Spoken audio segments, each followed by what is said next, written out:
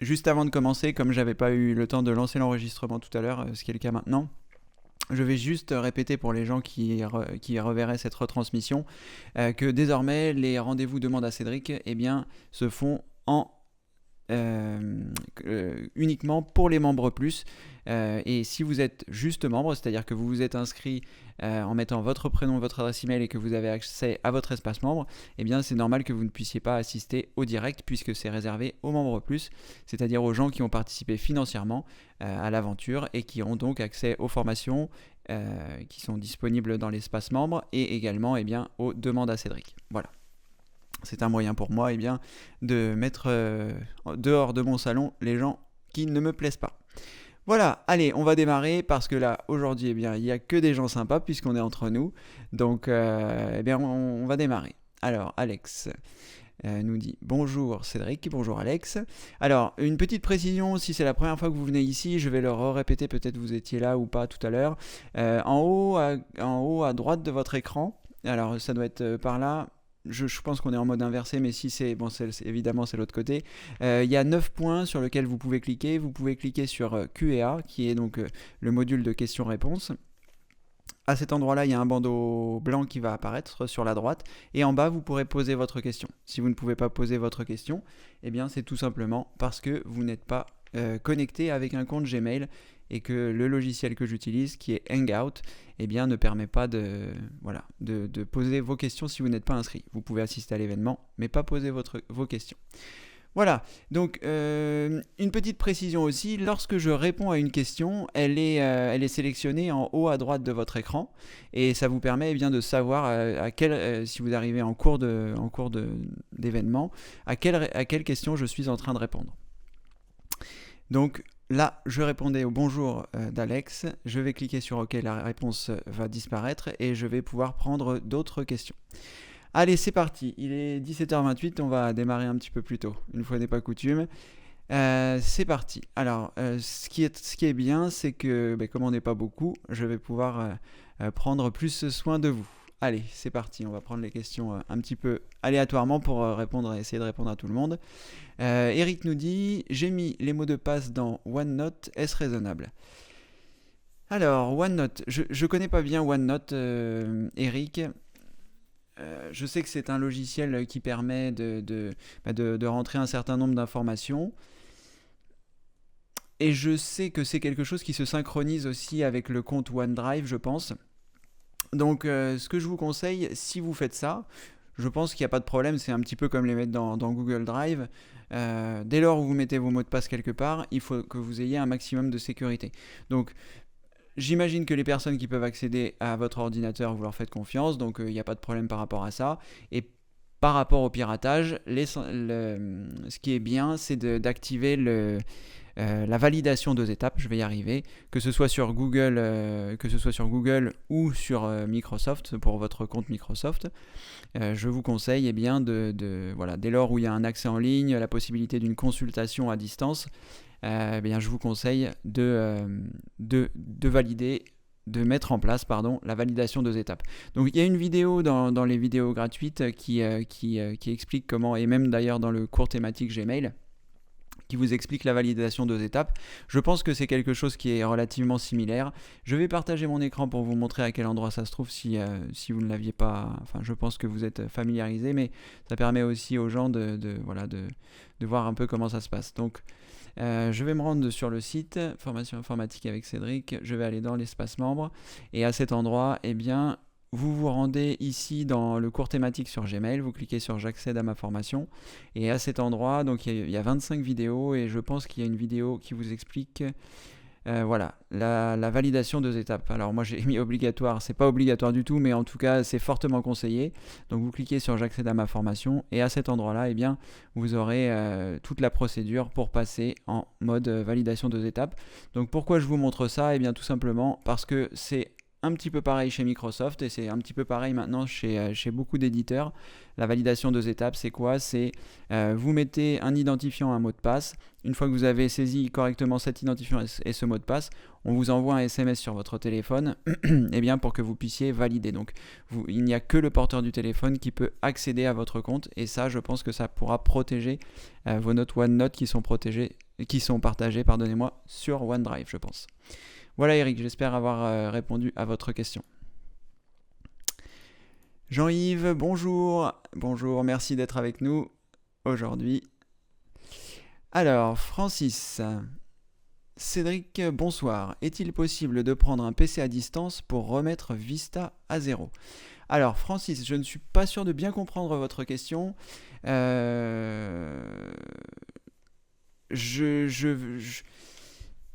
De ce que je comprends, c'est vous avez un ami ou une amie qui a un souci avec son Vista, elle habite loin et vous aimeriez faire les manipulations pour elle.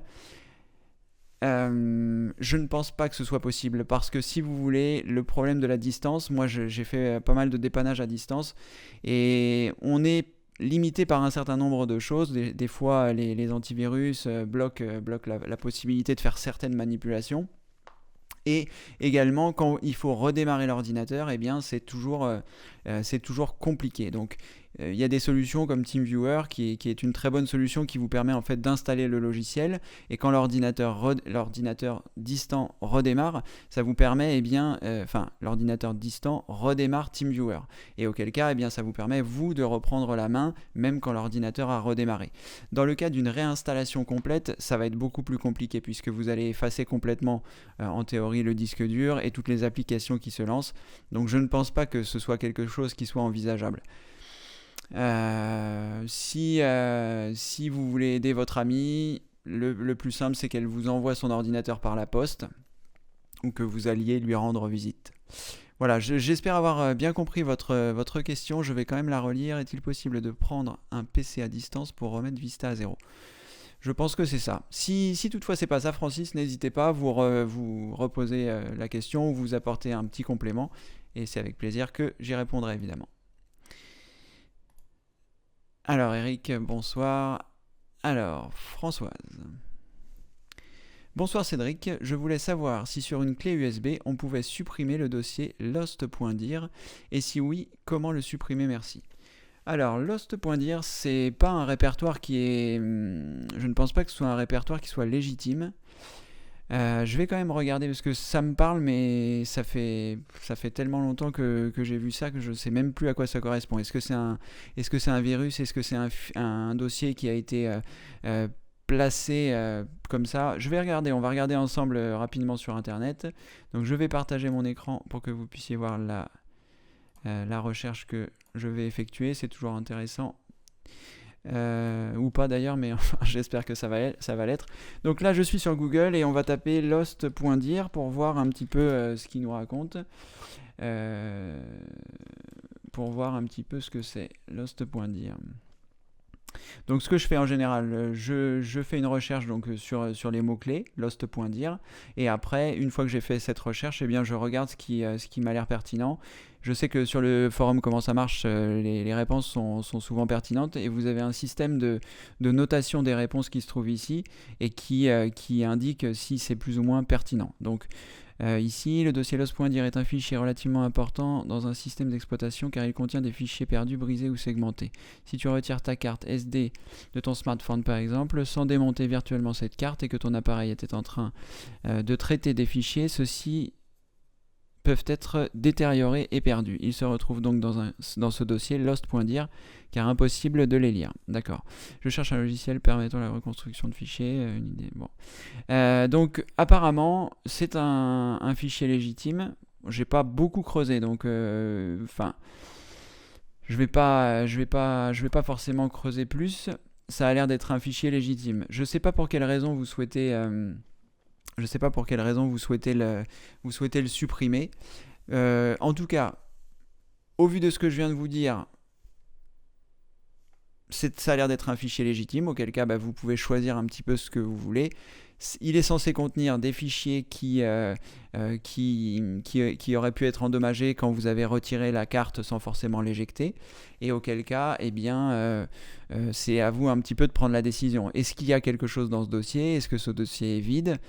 Faites attention, lorsque vous regardez dans un dossier, qu'il n'y ait pas des fichiers cachés. Donc pour ce faire, ça dépend du système d'exploitation sur lequel vous vous trouvez, mais par exemple ici sur Windows 10, si par exemple j'ouvre une fenêtre avec mon PC, ici.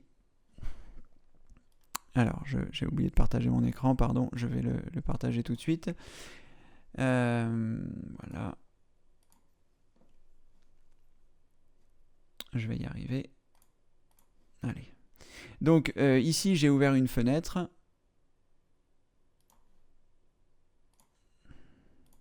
Voilà, j'essayais de faire en sorte qu'on le voit le mieux possible. J'ai ouvert une fenêtre et quand je vais rentrer dans un dossier, par exemple dans le dossier documents, et que je vais regarder dans le dossier, bon, on va rester ici dans le dossier documents. Lorsque je vais dans affichage en haut, j'ai la possibilité ici de cocher, case à cocher, des éléments.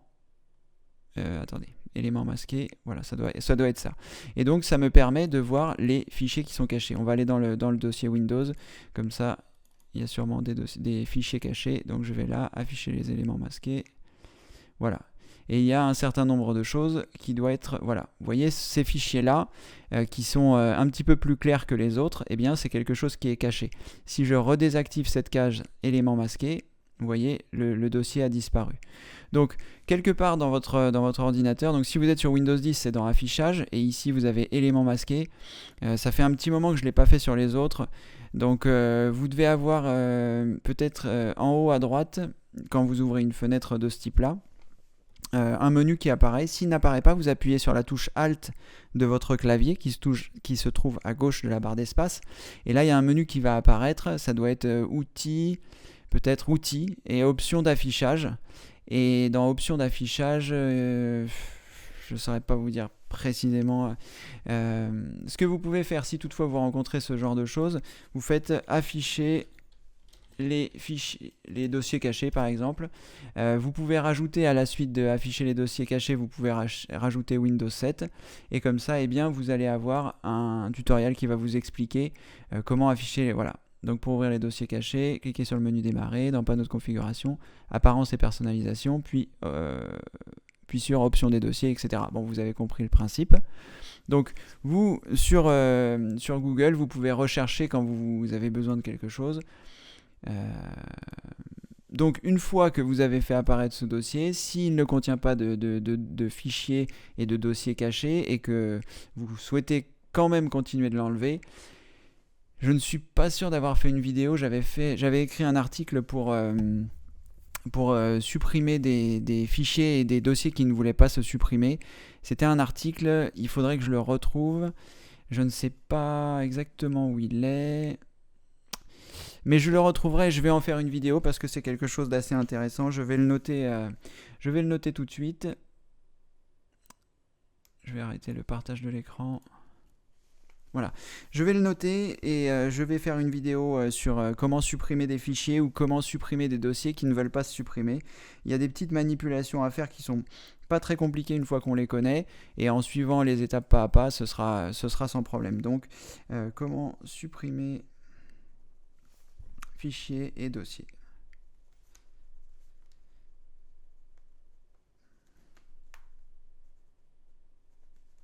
Donc c'est une vidéo que je tournerai prochainement, on va dire dans les 2 prochaines semaines, elle devrait être disponible directement dans votre espace membre, dans les vidéos gratuites. Voilà, je vous remontre. L'espace membre, il est là. Vous la trouverez ici, donc dans toutes les vidéos gratuites et bien plus. Ici, elle apparaîtra ici. Donc je vais continuer de faire des vidéos. Ce soir, après le demande à Cédric, j'enverrai la lettre d'information numéro 3 pour savoir les vidéos qui sont sorties cette semaine pour que vous n'ayez pas besoin de savoir. Et puis, vous trouverez donc soit vendredi prochain, soit le vendredi d'après la liste des vidéos que j'aurai tournées. Peut-être que je n'ai pas partagé mon écran et du coup, vous n'avez pas vu où c'était. Je vais le repartager rapidement. Hop. Il va falloir que je me fasse aux manipulations. Donc vous vous rendez dans votre espace membre, mais je pense que c'est quelque chose que vous maîtrisez bien maintenant vu que tout le monde est là pour le demander à Cédric, donc je pense que ça doit bien se passer. Ici dans toutes les vidéos YouTube et bien plus, vous cliquez ici et à cet endroit là, j'aurai fait cette vidéo qui s'intitulera sûrement comment supprimer un fichier et un dossier. Voilà, donc à partir de là, vous pourrez supprimer ce dossier si vous le souhaitez. Méfiez-vous quand même parce que c'est peut-être un dossier qui peut être important pour le bon fonctionnement de votre carte. Donc prenez soin quand même de faire attention. Voilà Françoise, j'espère que j'ai répondu à votre question, ça a été un peu long, mais bon ça va, comme on n'est pas trop nombreux et qu'il n'y a pas trop de questions, on va pouvoir prendre son temps ce soir. Alors, Sébastien, bonjour, content de vous voir en live, et bien content que vous soyez là Sébastien, si vous avez des questions, n'hésitez pas. Alors, Michel, bonsoir. Bonjour Cédric, je vous parle depuis l'Espagne, je fais comme vous, j'ai déménagé, d'accord.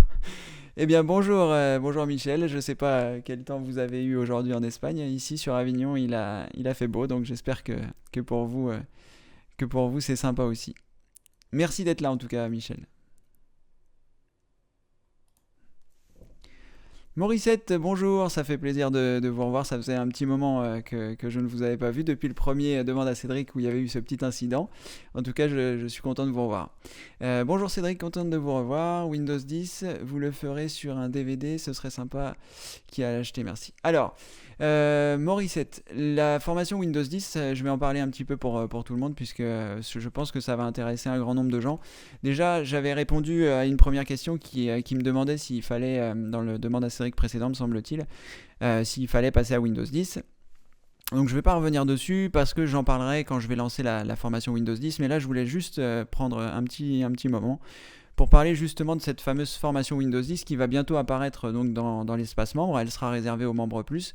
Et ça va être une formation en fait en quelque sorte que j'ai intitulée dont vous êtes le héros parce que eh bien ça va être une formation en 2 temps. Il va y avoir une partie qui sera entre guillemets imposée, c'est-à-dire que je vais faire une structure qui va permettre de progresser sur Windows 10 avec une certaine logique en tournant les vidéos.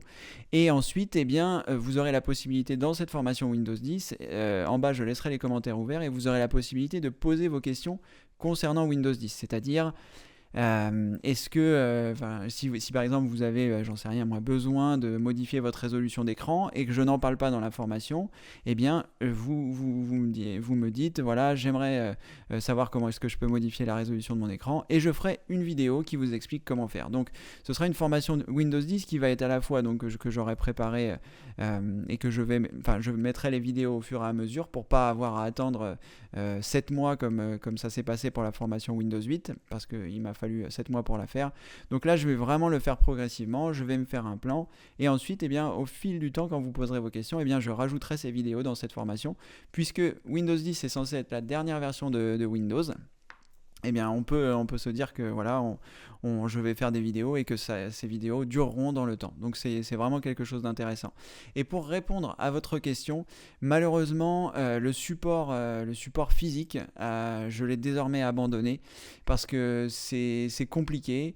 À la fois pour gérer, eh bien, déjà faire la formation. Il y a des personnes pour qui ça ne fonctionnait pas parce qu'elles n'avaient pas les bons composants dans leur PC, même si on avait essayé avec Benoît lorsqu'on a sorti le DVD Mon PC toujours au top, eh bien de faire un DVD qui était compatible avec un maximum de choses. Donc ça générait beaucoup de questions, il y avait beaucoup d'interrogations. Ensuite il a fallu le fabriquer, le faire fabriquer, ça a eu un coût. Et ensuite il fallait l'expédier. Donc c'était vraiment une logistique qui était très contraignante. Et c'est la raison pour laquelle eh bien, j'ai abandonné ce format.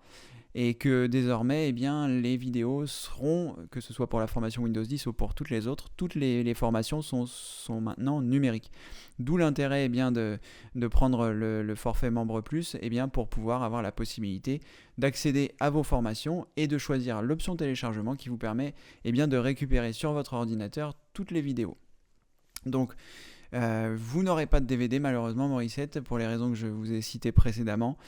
Pour moi c'est une logistique trop importante, il faut suivre les envois, il faut vérifier que tout le monde a bien reçu, enfin bref c'est trop contraignant. Aujourd'hui on est nombreux à avoir des bonnes connexions internet et puis avec cette option de téléchargement vous avez la possibilité, même si vous avez une connexion internet lente, vous avez la possibilité de récupérer ces vidéos sur votre ordinateur et comme ça vous permet eh bien, de les consulter à votre convenance.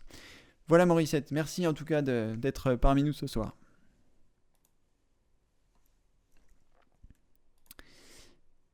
Alors Francis, je prendrai, bon comme il n'y a pas trop de questions, je pense que je pourrais répondre aux questions de tout le monde ce soir, ce qui est plutôt bien.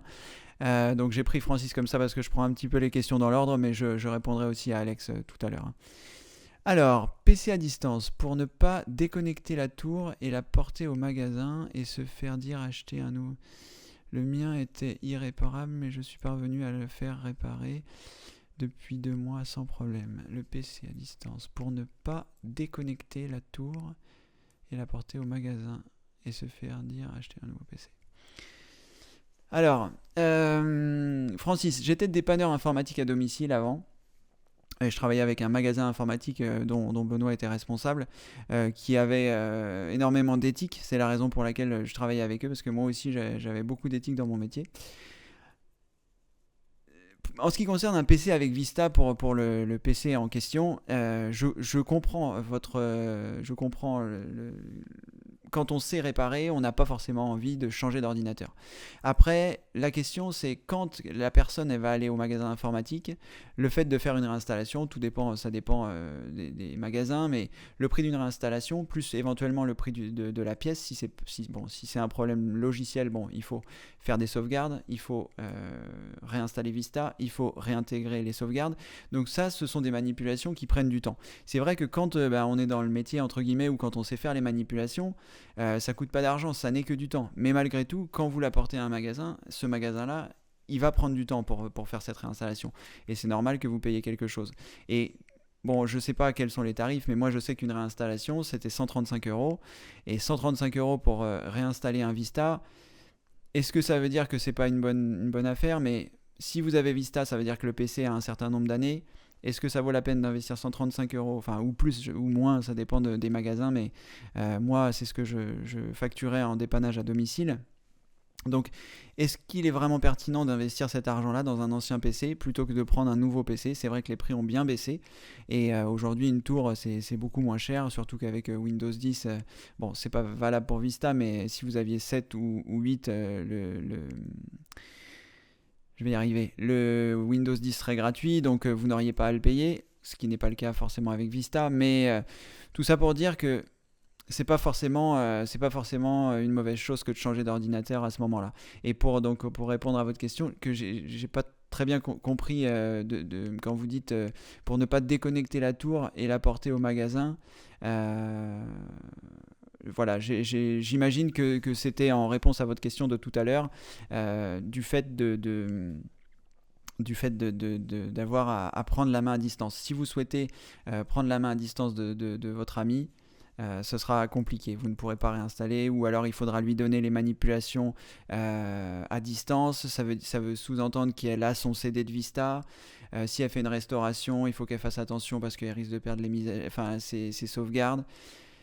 Voilà, c'est un petit peu délicat. Si vous vous y connaissez un peu, vous comprendrez que voilà, il vaudrait mieux que ce soit vous qui le fassiez, soit en direct chez elle, cette personne, soit en direct chez vous, et que vous puissiez voilà, faire des sauvegardes avant de réinstaller, sachant que j'espère que vous avez au moins le DVD de Vista pour réinstaller la version dont elle disposait. Il faut que vous fassiez aussi attention d'avoir sa clé de licence, parce que sinon vous allez vous heurter à un problème.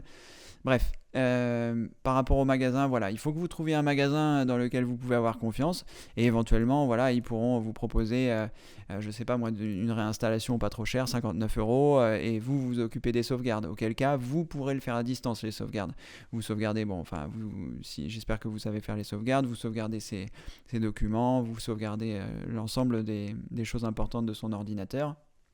Et à ce moment-là, une fois que les sauvegardes ont été réalisées, rien ne l'empêche d'aller dans ce magasin et de leur dire voilà, je veux juste une réinstallation basique du système avec les mises à jour. Je sais pas, ça coûte peut-être 60 euros en fonction des magasins. Et puis voilà, pour 60 euros, après vous lui réintégrez ses sauvegardes et c'est la solution qui est éventuellement envisageable. Sinon, comme je vous disais, vous pouvez aussi vous faire envoyer l'ordinateur par la poste et après lui renvoyer. Mais après, on arrive sur des contraintes logistiques qui sont un petit peu voilà, pénible. Voilà, Francis. Toujours pareil, hein, si vous avez besoin d'un complément, vous n'hésitez pas. Allez, je vais prendre une question de Raymond. Bonjour Alex Raymond, j'espère que vous allez bien. Bonjour Cédric, je suis le programme d'entretien Mon PC toujours au top. Dois-je continuer ce programme ou y a-t-il des nouveautés? Alors, tout dépend ce dont vous avez besoin. La formation Mon PC toujours au top, Pour ceux qui ne la connaissent pas, je vais partager mon écran pour que vous puissiez voir à quoi ça ressemble. Donc à la base, initialement, c'était un DVD de formation qu'on avait réalisé avec Benoît et qui permet en fait de ne plus payer son antivirus. Donc dans ce DVD, on explique bien quelles sont les manipulations à réaliser. Voilà, il est ici, la formation Mon PC toujours au top. Donc c'est une formation qui était valable pour Windows XP, pour Windows Vista et pour Windows 7. Pourquoi ? Bien quand ce DVD est sorti, Windows 8 n'était pas encore sorti et donc on n'avait pas réalisé les manipulations ni pour Windows 8 évidemment, ni pour Windows 10. Et comme ce DVD nous a demandé un travail colossal, c'était très compliqué de faire des mises à jour. Cela dit, si vous êtes sur Windows 8 et si vous êtes sur Windows 10, il y a énormément de principes de cette formation qui s'appliquent pour Windows 8 et pour Windows 10. Il y a notamment le fait de faire des mises à jour, le fait de faire des analyses antivirales, d'installer des anti-spyware, etc. etc. Donc c'est au-delà du système d'exploitation. On vous explique comment faire le test de votre disque dur, voir s'il est encore en bonne santé, comment nettoyer votre PC physiquement, que ce soit un portable ou que ce soit un PC fixe. Bref, il y a énormément de choses qui vont au-delà du système d'exploitation, et les choses dont on parle pour le système d'exploitation, pour la plupart, sont encore valables aujourd'hui. Donc c'est possible de continuer d'utiliser ce DVD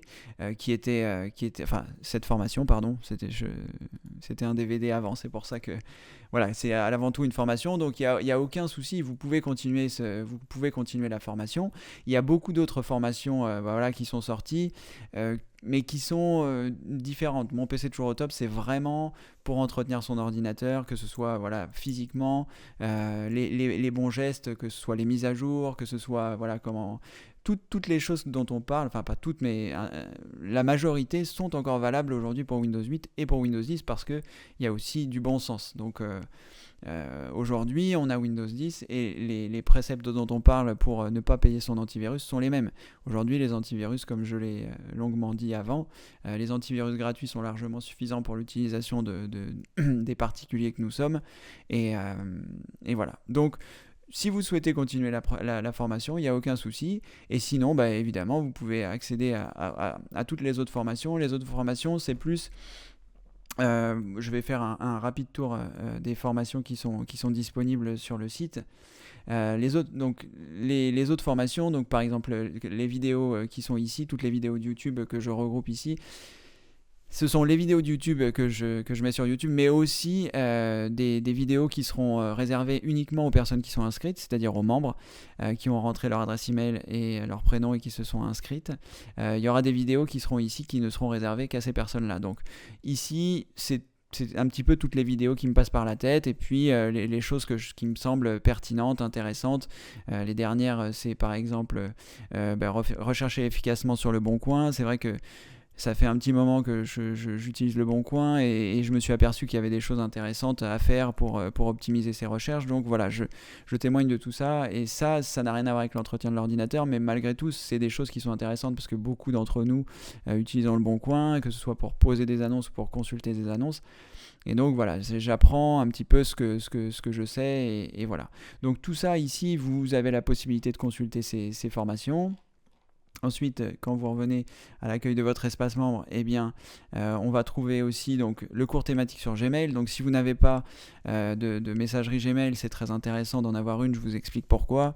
Il y a aussi, dans ce cours thématique, il y a 25 vidéos qui vous expliquent comment vous servir au mieux de votre adresse Gmail, et même un peu plus, comment mettre des fonds d'écran dans Gmail, comment désactiver le chat, etc. Bon bref, 25 vidéos, beaucoup de vidéos très intéressantes sur Gmail, parce qu'aujourd'hui, je pense que c'est très important d'avoir une adresse Gmail pour bénéficier de tous les services de Google qui sont intéressants et à la fois gratuits. Nous avons aussi donc les événements Demande à Cédric. Ici, vous pouvez accéder aux retransmissions et aux directs si vous êtes membre plus, comme nous le faisons actuellement. Un cours thématique sur Picasa. Donc j'ai commencé le cours thématique un petit peu dans le même principe que Google. Pour l'instant, il n'y a que 3 vidéos, mais les vidéos vont continuer. Voilà, le temps, il m'a fallu du temps là pour remettre en place tout le site internet. Ça m'a demandé énormément de travail, de tout refaire, de tout remettre, de fusionner les deux sites avec le site qui était destiné aux membres. Donc la formation Mon PC toujours au top dont j'avais déjà parlé. Le guide pratique un PC rapide et sain qui vous permet, si vous êtes envahi de publicité intempestive, de vous en séparer. Donc c'est un guide pratique qui s'utilise sur XP, Vista 7 et 8 et 8.1. Il n'a pas été mis à jour pour Windows 10, mais les préceptes sont les mêmes, c'est pareil. Les manipulations ne sont pas forcément tout le temps les mêmes, mais dans les grandes lignes c'est pareil. Donc ça c'est vraiment une formation qui est indispensable si vous êtes envahi de pages de publicité, si vous avez des barres d'outils, si vous avez des logiciels qui vous disent que vous avez plein d'erreurs sur votre ordinateur et qu'il faut acheter un logiciel pour s'en défaire. Avec ce guide, c'est vraiment quelque chose qui va vous permettre de nettoyer tout ça pour retrouver un PC rapide et sain comme l'indique l'intitulé. Ensuite, la formation Windows 8, c'est une formation qui va devenir obsolète pour les gens qui vont passer sur Windows 10, bien que elle peut être intéressante dans le sens où j'apprends les manipulations des tuiles, et les manipulations des tuiles qui sont un petit peu les mêmes dans le nouveau menu démarrer qui est ici. Donc avant, ça passait en plein écran, et maintenant, les manipulations des tuiles sont un petit peu les mêmes que sur la formation Windows 8. Donc vous avez la possibilité, en regardant cette formation-là, d'avoir un premier pas vers Windows 10 si vous n'êtes pas encore passé. Ensuite, le pack des vidéos exclusives. Donc là, c'est pareil, c'est des vidéos que je fais donc qui sont un petit peu plus pointues et qui sont, selon moi, vraiment pratiques. C'est vraiment ce qui m'intéresse, ce que j'utilise vraiment beaucoup. Naviguer sur Internet sans publicité, ça c'est quelque chose que je fais. Comment gérer facilement les mots de passe, ça c'est très important aussi. Parce que au quotidien, on s'aperçoit que les mots de passe, c'est quelque chose d'indispensable. Et il y a vraiment beaucoup de vidéos dans cette formation qui sont intéressantes. Donc pour l'instant, elle n'est pas tout à fait complète parce que j'ai commencé à la faire lorsque j'étais sur Albi et puis finalement le temps a passé, j'ai fait d'autres choses, mais je vais me remettre très sérieusement à tout ça. Et il y a 2 nouvelles formations qui vont voir le jour, qui sont la formation Windows 10 et la formation débutant qui me tient à cœur. Donc je vais repartir de zéro et je vais réapprendre toutes les bases. On repart de rien, on ne sait plus rien. Et voilà, et je vais faire un cours comme ça avec une vidéo par semaine où les gens auront un système d'abonnement, ils s'abonneront, ce sera inclus pour les membres plus, vous vous abonnerez et chaque semaine vous recevrez une nouvelle vidéo pour apprendre l'informatique de A à Z. Donc ça, c'est 2 nouvelles formations qui vont voir le jour.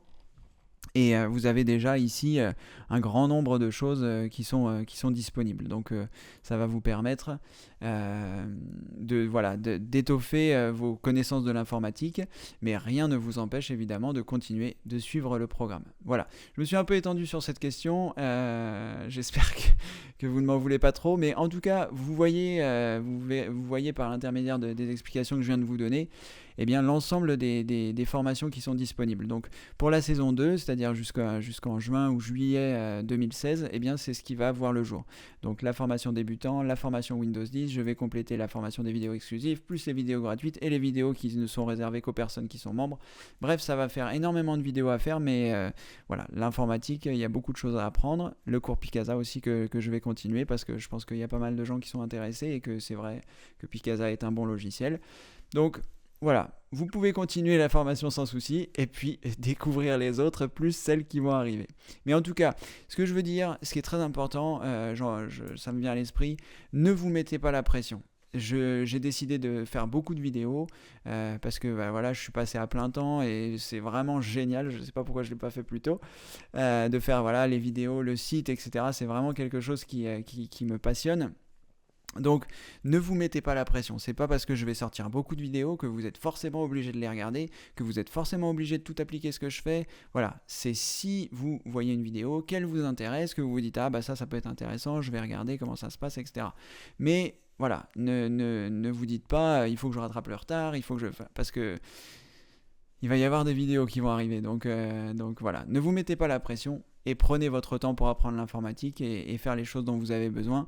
Et une chose aussi, regardez le chemin que vous avez parcouru.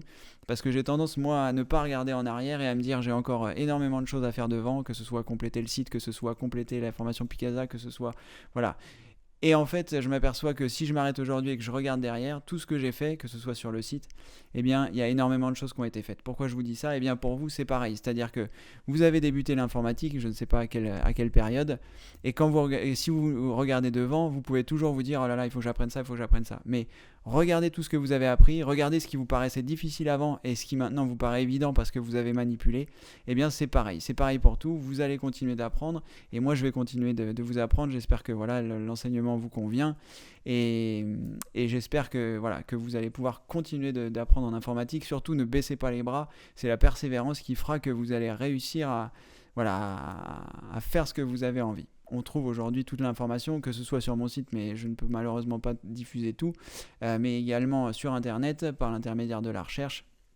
Je pense que je ferai quelques petites vidéos de recherche pour expliquer un petit peu aux gens comment je recherche et que vous puissiez vous apercevoir que toutes les informations sont sur Internet. Voilà, j'en ai fini, les questions s'accumulent, donc merci en tout cas Alex Raymond pour votre question. Alors, Alex G. J'ai supprimé l'icône de mise à jour vers Windows 10 en suivant votre vidéo. Une fois le PC redémarré, l'icône a bien disparu, mais celle-ci réapparaît au bout de quelques minutes. Alors, c'est vrai que j'ai été un petit peu négligent sur cette vidéo. J'ai cru que tout allait bien se passer. Je vais refaire une vidéo pour vous expliquer. Il y a en fait 3 étapes à suivre. Là, je n'en ai fait qu'une en me disant que ça allait bien se passer. Mais en fait, il faut désactiver cette mise à jour. Une fois que vous l'avez supprimée, il faut la désactiver parce que sinon elle se réinstalle à la prochaine mise à jour. Et donc le logo revient. Donc il faut supprimer la mise à jour, il faut la désactiver. Et il y a une 3e étape qui consiste à aller dans les démarrages automatiques pour désactiver le fait que cette chose soit là. Mais je referai une vidéo plus complète. Celle-ci, je l'ai faite en pensant que tout se passerait bien. Et c'est vrai que le lendemain, quand j'ai tourné une autre vidéo, je me suis aperçu aussi que le logo était là et que j'allais certainement avoir quelques petites remontrances. Bon, en tout cas, rien de méchant évidemment. Tout ça pour vous dire que une nouvelle vidéo va voir le jour. Je vais quand même le noter parce que c'était prévu, mais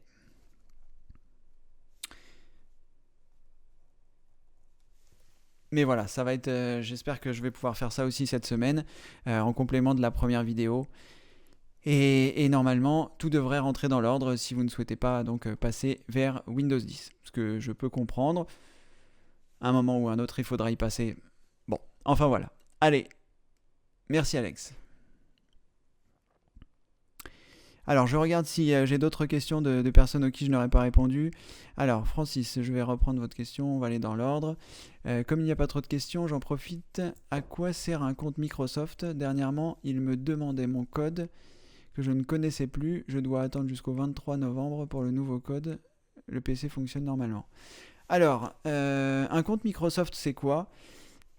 C'est quelque chose qui existe depuis longtemps. Si par exemple vous avez une adresse de type Hotmail, de type Live, de type voilà, vous avez un compte Microsoft. C'est quoi? Eh bien, c'est quelque chose qui vous permet de vous connecter, par exemple, depuis Windows 8, vous pouvez vous connecter avec un compte Microsoft. Il y a 2 types de comptes, c'est pareil, j'ai pas vérifié sur Windows 10, il faudrait que je regarde. Il y a 2 types de comptes sur Windows 8, il y a le compte local et le compte Microsoft. Si vous n'avez pas entré votre compte Microsoft, eh bien, tout va bien, vous êtes sur un compte local, votre PC continue de fonctionner. En revanche, si vous aviez un compte Microsoft et que vous avez perdu le mot de passe, vous ne pourrez plus vous connecter à votre Windows. Donc il y a 2 types de comptes et un compte Microsoft, ça permet tout simplement de se connecter par exemple à ça ou de se connecter avec votre adresse email.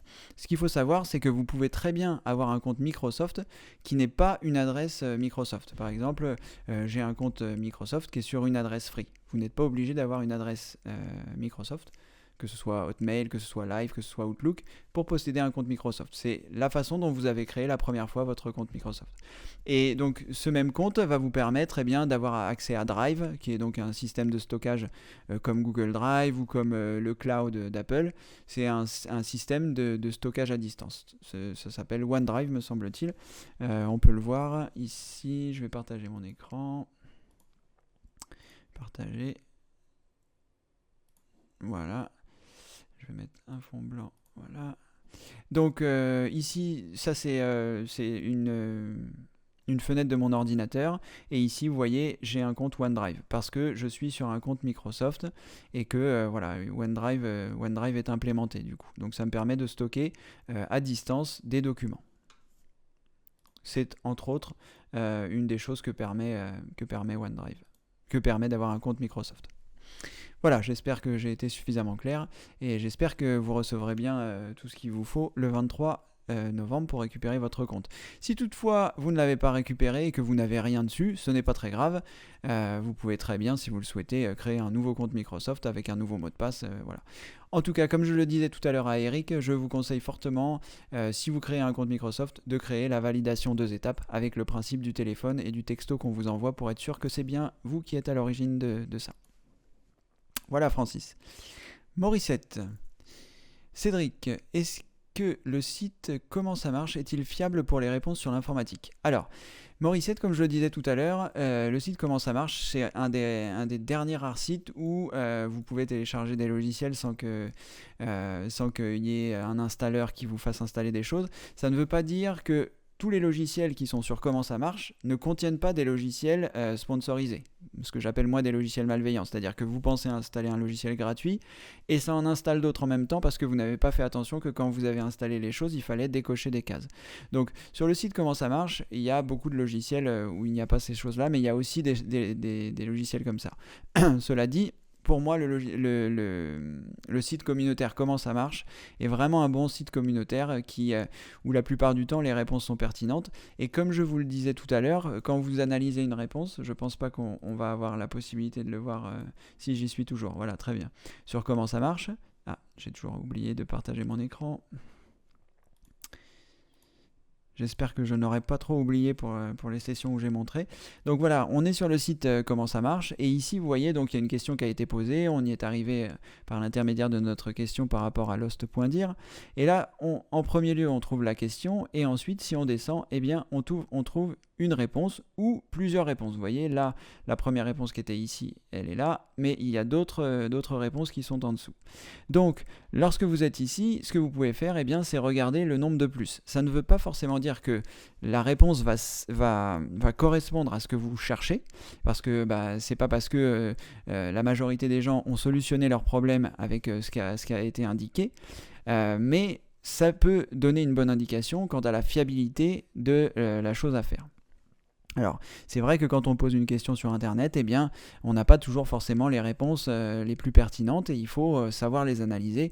Et c'est vrai que c'est ce qui fait parfois la différence entre le dépanneur informatique et la personne qui essaye de se dépanner elle-même. Il y a une certaine analyse d'essayer certaines choses, de ne pas essayer d'autres, qui fait à la fois gagner du temps et évite aussi certaines fois les bêtises. Quoi qu'il en soit, eh bien, le site Comment ça marche, pour moi, c'est un site qui est vraiment fiable. Voilà, les réponses qui sont données sont la plupart du temps fiables. Et plus il y aura de choses ici, de plus, etc., et plus il y a de fortes chances que l'information soit fiable. Voilà. Donc Morissette, si vous avez l'occasion de trouver lorsque vous avez des soucis et que vous voulez regarder des choses et que c'est sur Comment ça marche, vous pouvez le faire. Moi, c'est un des premiers sites sur lesquels je vais voir comment ça marche pour voir s'il y a des réponses pertinentes par rapport à ce que je cherche. Voilà Morissette. Jean-Yves. Bonjour, je ne sais plus si je vous ai dit bonjour Jean-Yves, je le réitère. Bonjour. Bonjour Cédric, la mise à jour X64K1 ne s'est pas faite. Est-elle importante? Alors, là, je vous avoue qu'il va falloir qu'on recherche parce que je ne connais pas toutes les mises à jour par cœur. Donc, comment on fait pour savoir à quoi correspond la mise à jour? Donc, on note le nom de celle-ci. Donc là, en l'occurrence, KB 309 3266. Je vais le noter parce que ma mémoire ne va pas aller jusque-là. Voilà, KB 309 3266. Donc, je vais à nouveau partager mon écran. On va se rendre sur Google. Voilà, et là, il vous suffit simplement de taper le numéro de la mise à jour. KB, donc, qui est donc le début des mises à jour Microsoft, 309 32 66. Après, vous appuyez sur la touche Entrée, et là, vous voyez, on tombe la plupart du temps sur cette mise à jour. Et d'ailleurs, vous n'êtes pas le seul à avoir eu des erreurs. Donc, vous cliquez ici et vous allez voir à quoi correspond cette mise à jour, je l'espère. Non, là en fait c'est juste une réponse, mais en tout cas quoi qu'il en soit, vous avez la possibilité, vous voyez par exemple cette personne qui a répondu au problème que rencontrait la personne qui a posté son témoignage ici, télécharge la mise à jour, puis essaie de l'installer après avoir désactivé l'antivirus, si ce n'est pas Windows Defender. Voilà, donc en gros vous aurez la solution à votre problème, Jean-Yves. Vous tapez le nom de la mise à jour, vous choisissez le premier lien, vous arriverez sur quelque chose comme ça, et ici il vous indique comment réussir à faire cette mise à jour. Et voilà, donc il faut continuer de lire pour voir si c'est pertinent, parce que là je ne vais pas forcément prendre le temps de le faire, de tout lire, mais vous avez votre réponse. Et ensuite, donc là je reviens en arrière pour voir à quoi correspond cette mise à jour. Apparemment, donc c'est une mise à jour Windows 10.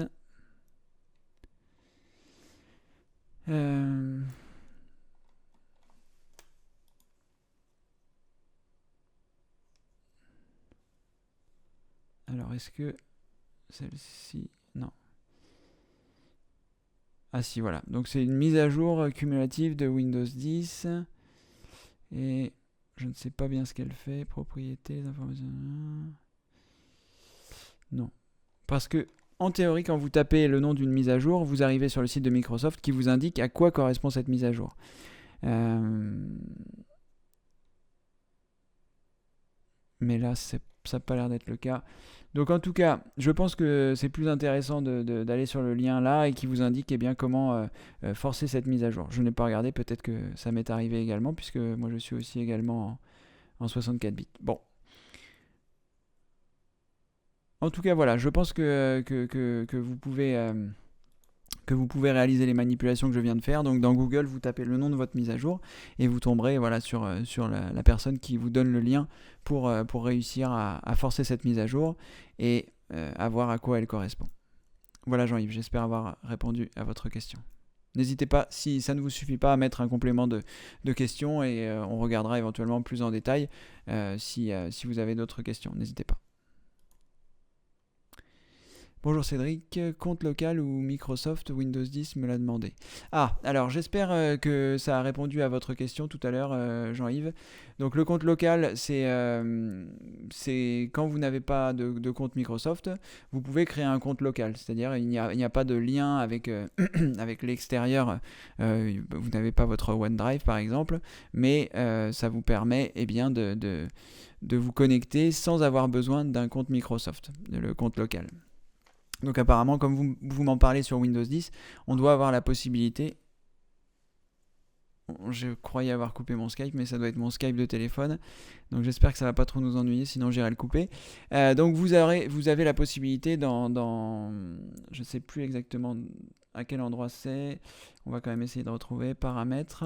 Ah, je partage l'écran.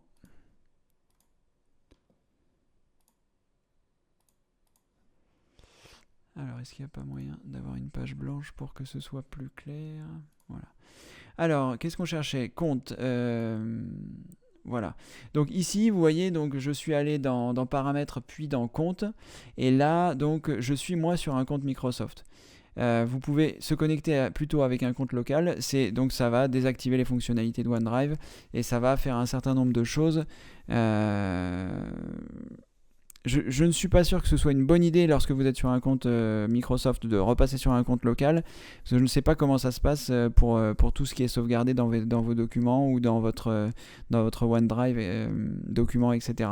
Donc je vous déconseille de le faire. Dans l'autre sens, c'est pareil, il faut que vous fassiez attention, faites des sauvegardes quand même avant de passer d'un compte à l'autre. Je l'ai déjà fait et ça s'est bien passé, mais quand on fait ce type de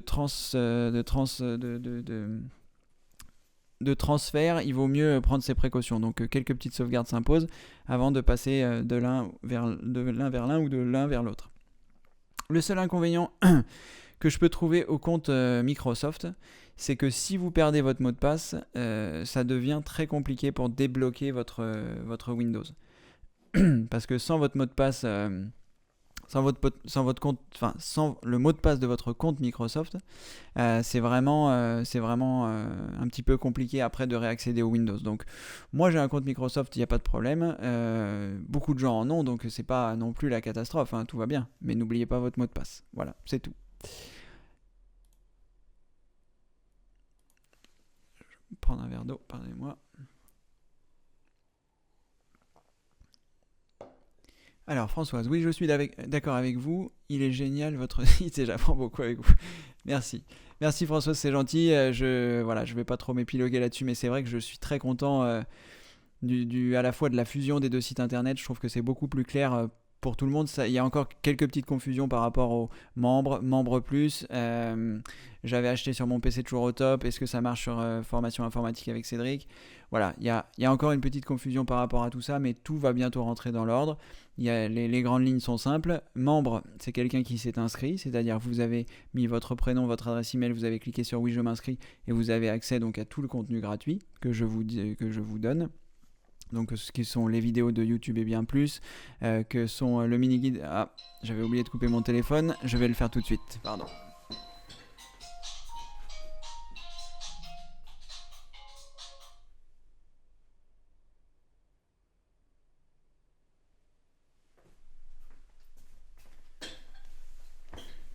Désolé pour ce petit incident, je vais le mettre en silence, un petit oubli de ma part. Voilà, silence vibreur, coupé. Pardon.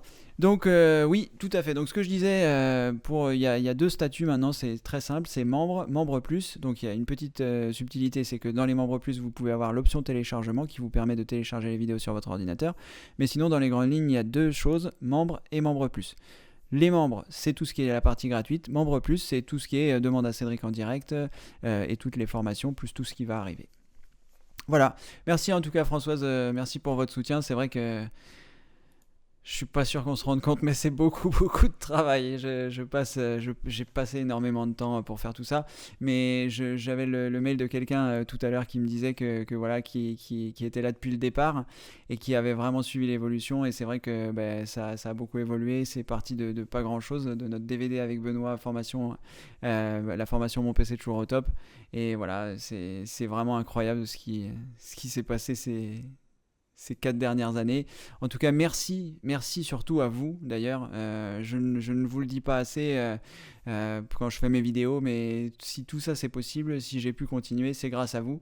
Et merci à tous, merci beaucoup de me permettre de transmettre ma passion, de pouvoir faire ce que je fais aujourd'hui.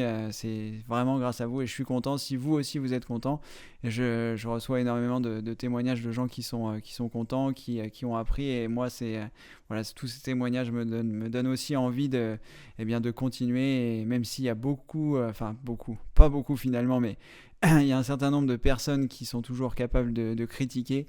Au départ, ces critiques-là me touchaient beaucoup et finalement, on ne peut pas plaire à tout le monde et je suis content de plaire aux gens à qui je plais parce que voilà, c'est le plus important pour moi et les autres maintenant, j'en fais abstraction. Ceux qui n'ont pas compris ma direction et qui veulent en prendre une autre. Internet est vaste, le monde est vaste, voilà. Ne perdez pas de temps à mettre des commentaires négatifs, ça sert à rien. Je les lis et ça passe dans un œil, ça ressort de l'autre. En tout cas, merci Françoise pour votre soutien et merci à tous d'être là aujourd'hui, de suivre cet événement en direct. Merci beaucoup. Alex, alors la mise à jour des pilotes est-elle vraiment nécessaire si le PC fonctionne bien? Si oui, existe-t-il des logiciels qui permettent de faire ces mises à jour facilement? Alors, les mises à jour c'est très important. Pour beaucoup de raisons. La première, c'est que il y a des mises à jour qui sont faites en fait quand vous installez un système d'exploitation, Windows par exemple. Quand vous installez Windows va installer les choses pour qu'un maximum de vos périphériques fonctionnent directement. Qu'est-ce que j'appelle les périphériques? C'est votre disque dur, votre souris, votre clavier, votre carte mère, les éléments qui composent votre carte mère, ce genre de choses. Donc, quand vous installez Windows, il va essayer d'avoir les choses les plus récentes et de faire fonctionner le tout au mieux. Je vais y arriver. Par contre, il arrive dans certains cas, enfin d'ailleurs dans la majorité des cas, que les mises à jour que vous allez pouvoir récupérer sur le site des constructeurs puissent améliorer les performances. C'est le cas par exemple pour certains disques durs. Si vous n'avez pas installé les bons pilotes pour le chipset ou les bons pilotes pour ce disque dur là, eh bien vous n'aurez pas le maximum des performances. Donc sur les anciens disques durs c'était déjà un petit peu problématique, mais maintenant que les SSD existent, les SSD ce sont des unités de stockage un peu comme les disques durs, mais sauf qu'elles sont très très rapides, eh bien c'est dommage de perdre des performances à ce niveau-là. Donc pour répondre à votre question, oui, c'est très important de faire les mises à jour parce que ça corrige aussi des bugs. Et des fois, il m'est arrivé qu'une carte Wi-Fi ne fonctionne plus et je mets les pilotes et elle se met à refonctionner tout simplement, soit parce que certains fichiers avaient été endommagés et le fait de remettre les nouveaux pilotes permettent de refaire fonctionner la carte. Ça ne veut pas dire que ça marche à tous les coups, mais en tout cas, je l'ai constaté à plusieurs reprises, donc c'est important de mettre les pilotes. Après, ce que vous pouvez faire, donc les pilotes, c'est vraiment quelque chose de délicat quand on fait une réinstallation ou même quand il faut les installer. Pourquoi ? Eh bien, tout simplement parce que c'est pas toujours facile de savoir lesquels installer, où aller les chercher, etc. La plupart du temps, ce qui est bien de faire, c'est si par exemple vous avez un PC portable, vous pouvez vous rendre sur le site du constructeur et puis récupérer les fichiers, les drivers pour votre système d'exploitation et pour votre matériel. Donc vous pouvez identifier facilement votre PC, il y a son nom qui est indiqué derrière, en général il y a le modèle, la référence, etc. Et sur le site du constructeur, vous pouvez trouver relativement facilement les pilotes. C'est pas toujours évident, hein. Les pilotes c'est vraiment quelque chose de spécial. Ensuite, donc ça c'est dans le cas on va dire le plus simple. Vous pouvez également avoir un CD qui vous a été fourni quand vous avez acheté votre ordinateur avec les pilotes. Alors faites attention que ce ne soit pas un CD de restauration, parce que là, en pensant installer les pilotes, vous allez réinstaller complètement votre système et ça va effacer, ça peut éventuellement effacer vos données. Donc faites attention que ce soit bien un système qui contient des pilotes et pas une réinstallation ou une remise à date antérieure de votre ordinateur. Ensuite, il existe un site qui s'appelle maconfig.com que j'ai longtemps utilisé.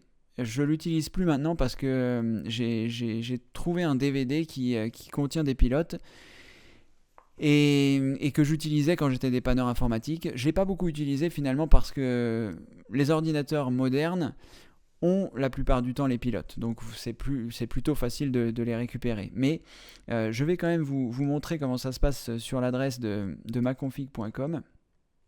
Je vais partager mon écran, parce qu'à cet endroit-là, c'est pas mal. Je ne pourrais pas vous montrer toutes les manipulations, parce qu'il faut installer un petit logiciel. maconfig.com, il me semble que c'est ça.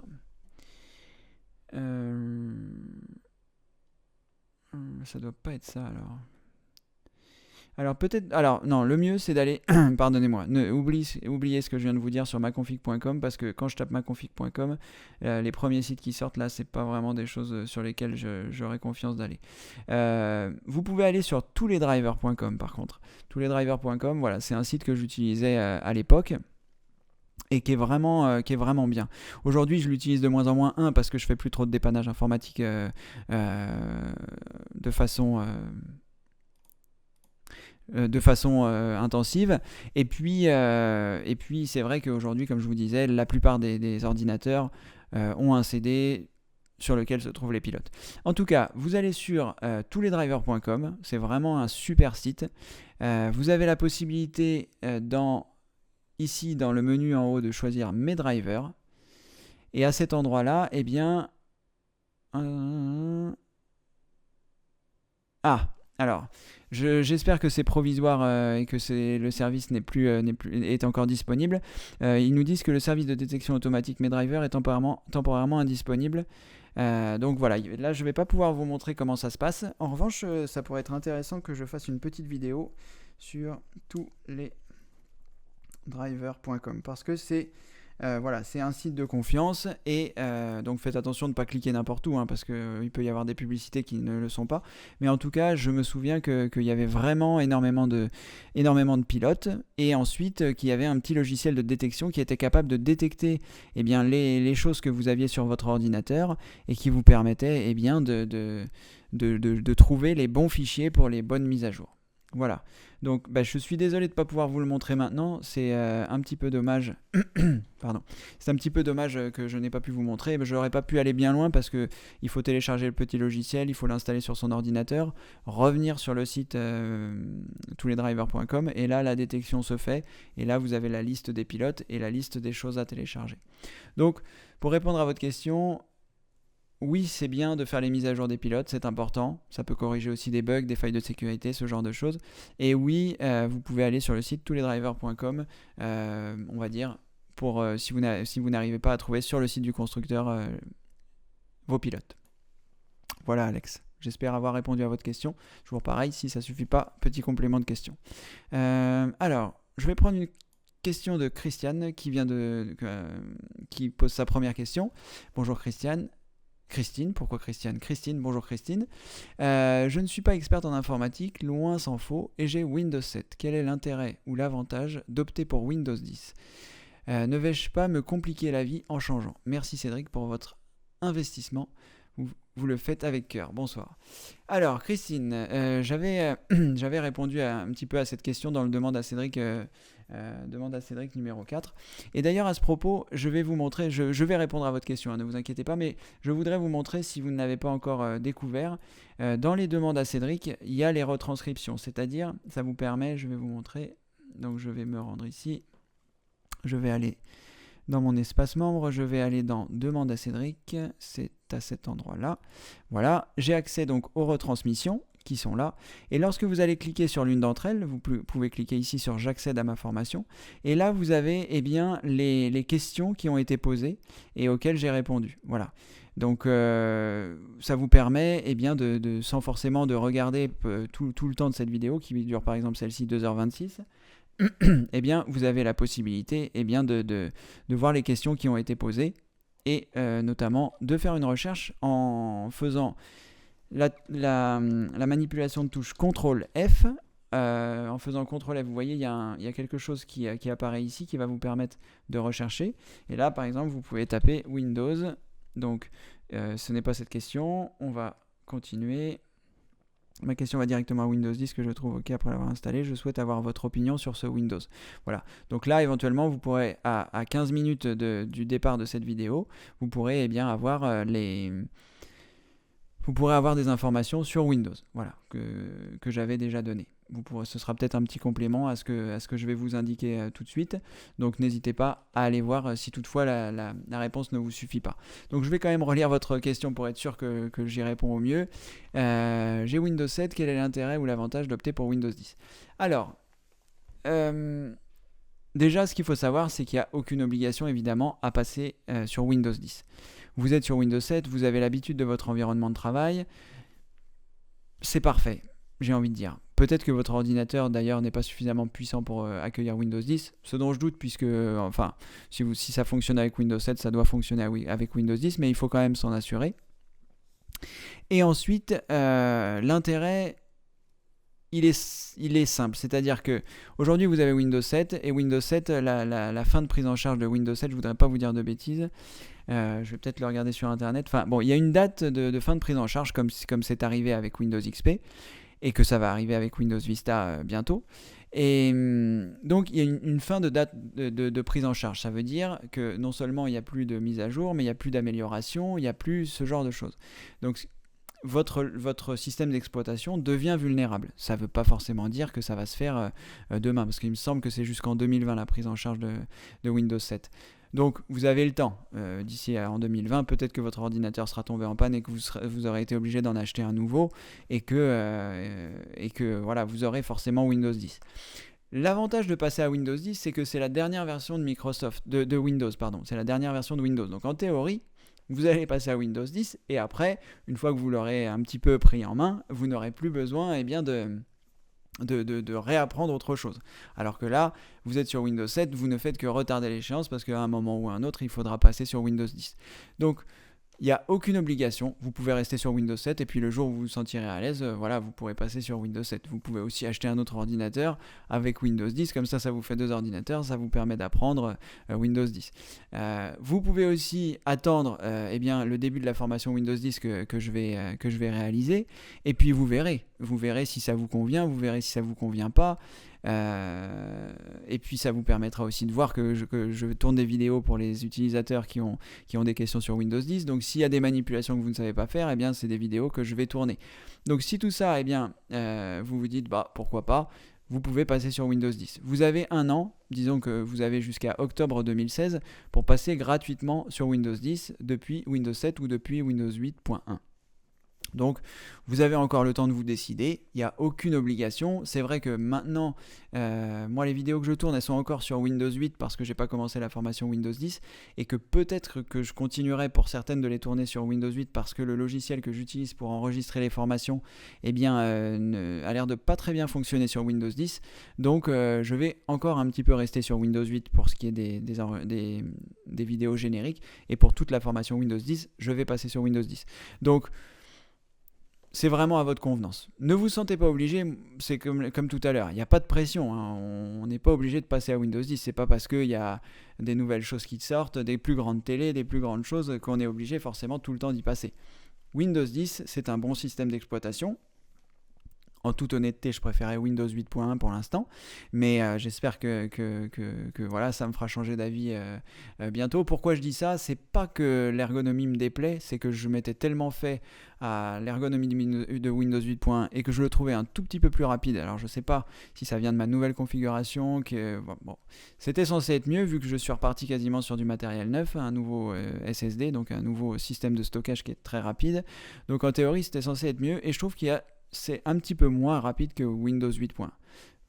C'est essentiellement sur le démarrage, parce que pour le reste, ça se passe bien. Mais voilà, c'est un feeling que j'ai. Ça fait quelques mois que je l'utilise maintenant.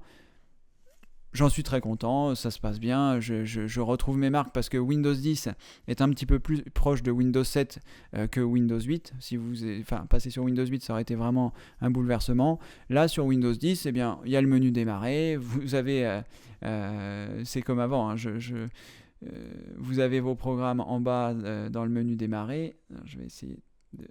Voilà.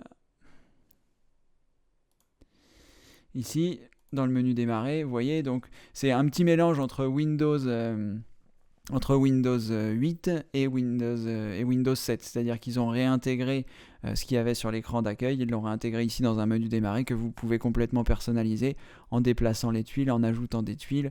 C'est vraiment pas sorcier, hein.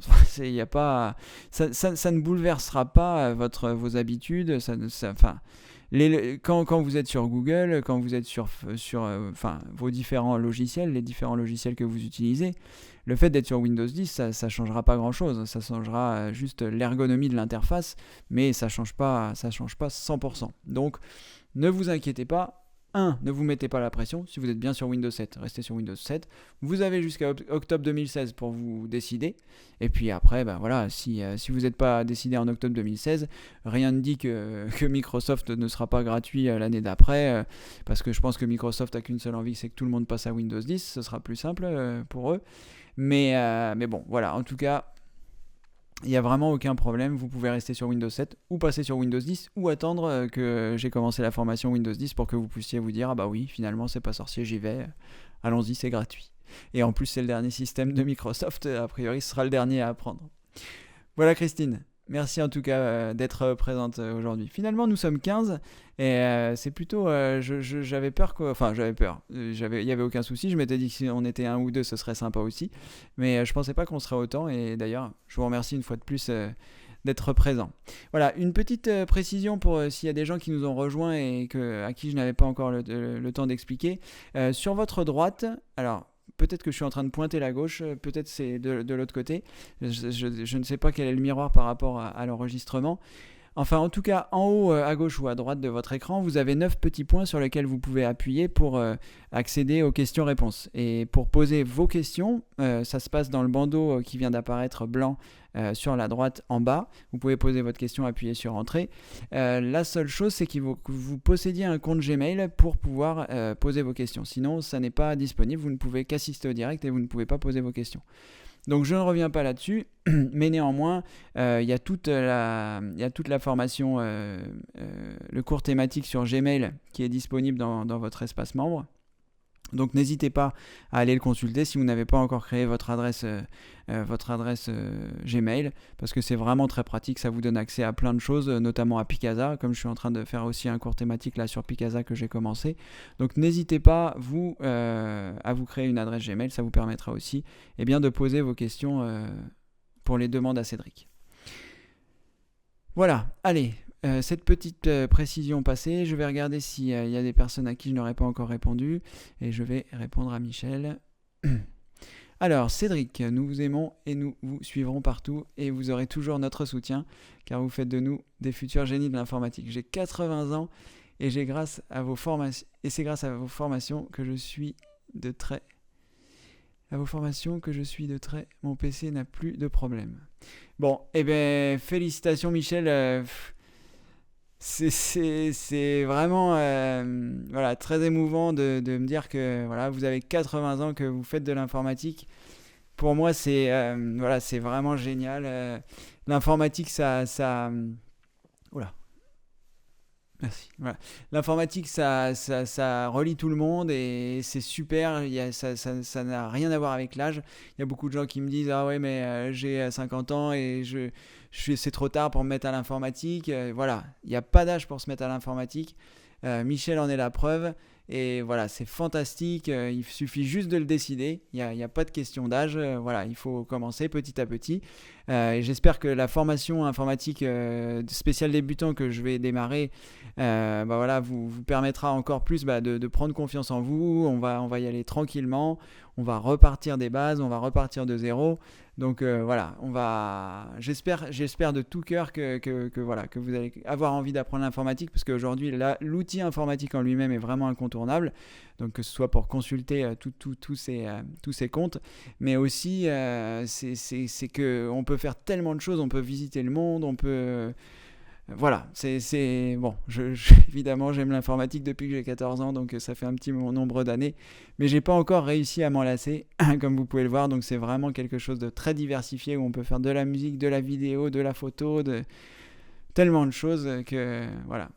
En tout cas, merci Michel pour votre soutien et votre témoignage ici. Merci. Allez, je vais reprendre une question d'Eric. Je suis sur Firefox, j'envoie un message important par Gmail et je veux savoir si on l'a bien lu. Merci. Alors, donc, il n'y a pas d'accusé de réception sur Gmail à proprement parler. Pourquoi ? Parce que l'accusé de réception, c'est quelque chose qui est propre au logiciel de messagerie. Là, si je comprends bien, ça veut dire que vous utilisez le webmail de Gmail sur Firefox, c'est-à-dire que vous consultez votre adresse, vous tapez google.com.fr,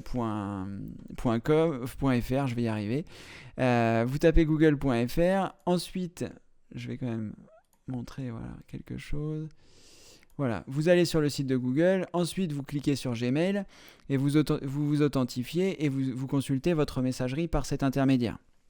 Donc ça, c'est ce que l'on appelle un webmail, c'est-à-dire qu'on se rend sur le site du constructeur, enfin du fournisseur de l'adresse email, que ce soit Orange, que ce soit Free, que ce soit Google, SFR, et on consulte directement par l'intermédiaire de l'interface du navigateur.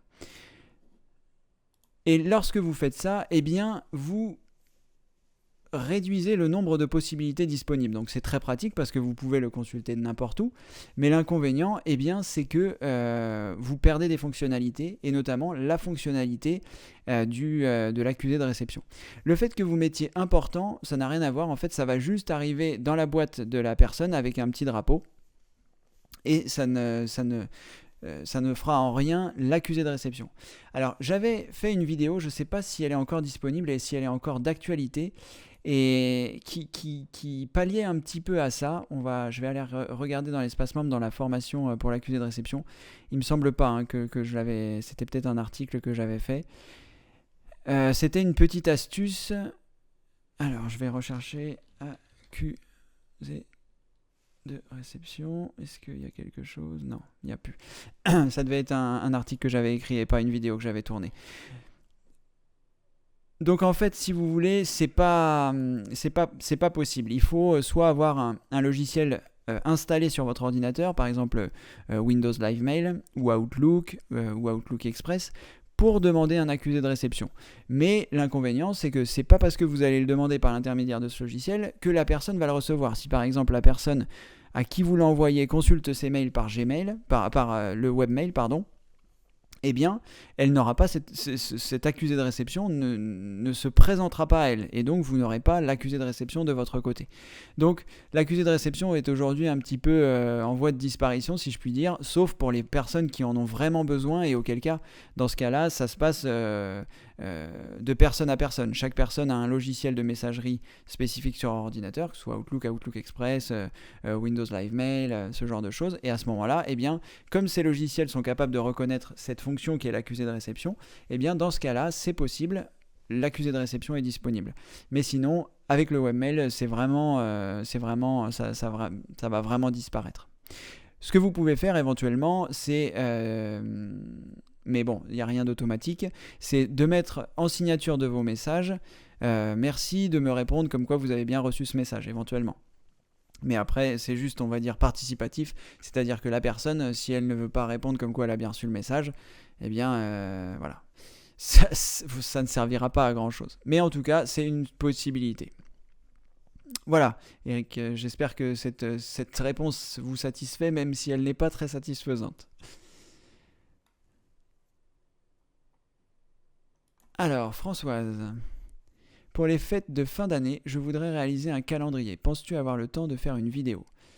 Alors, c'est vrai que dans les vidéos exclusives, j'avais dit que j'allais faire cette vidéo. Pour les fêtes de fin d'année, c'est-à-dire le 25 décembre, on peut envisager de le faire. Je vais juste noter qu'il faut que je le fasse parce que sinon c'est vrai que j'ai beaucoup de vidéos à faire, j'ai beaucoup d'idées, j'ai beaucoup de choses. Donc, mais je vais la mettre en avant. Faire calendrier vidéo.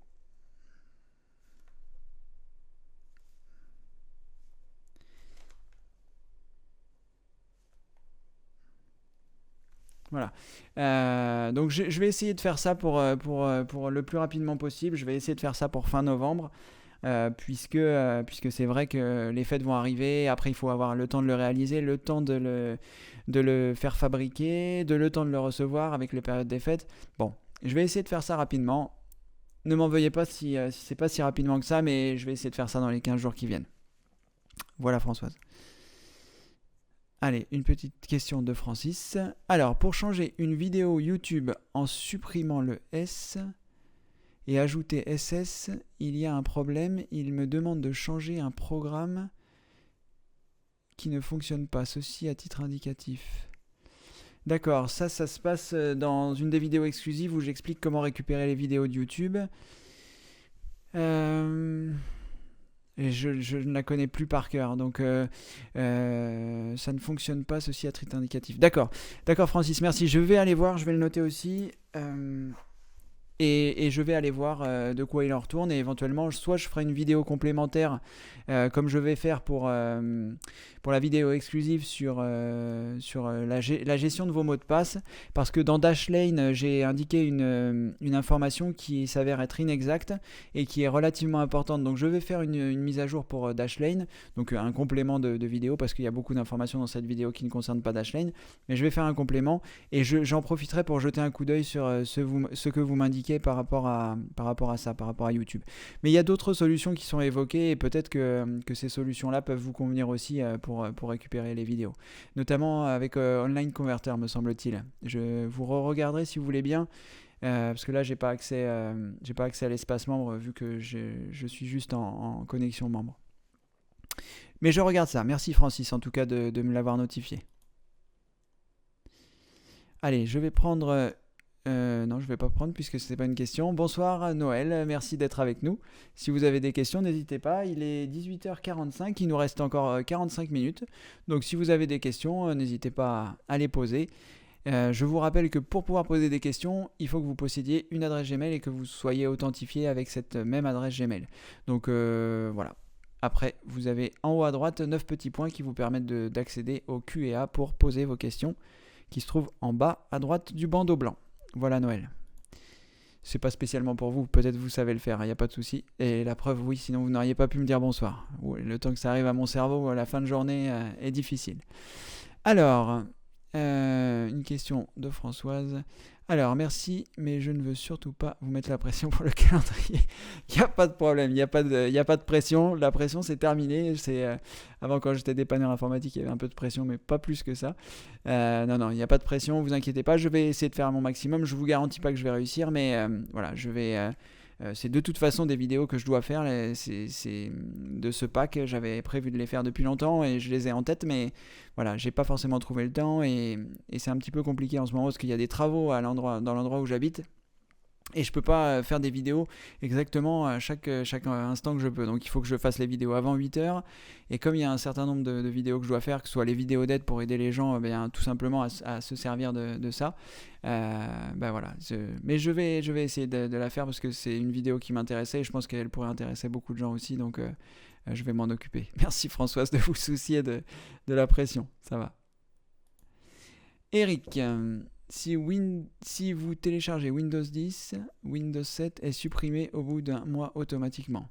C'est une bonne chose. C'est quelque chose que je ne savais pas, que je n'ai pas vérifié. Donc voilà, Eric, si l'information est exacte.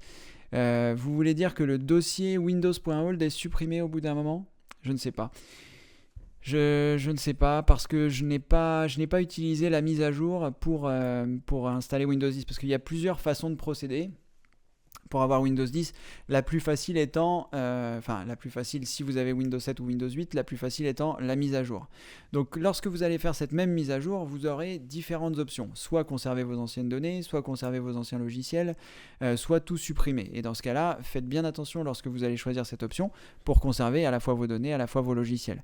Mais j'ignorais comment ça se passait pour le dossier de Windows 7 au bout d'un mois, parce que la procédure que moi j'ai utilisée, c'est que j'ai acheté un nouveau disque dur et que j'ai installé Windows 10 sur ce nouveau disque dur.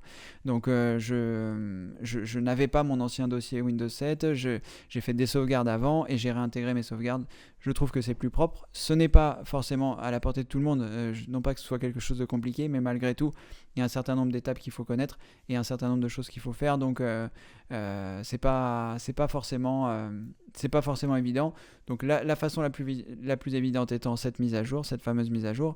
Maintenant, j'ignorais que le dossier Windows 7 était supprimé au bout d'un mois automatiquement.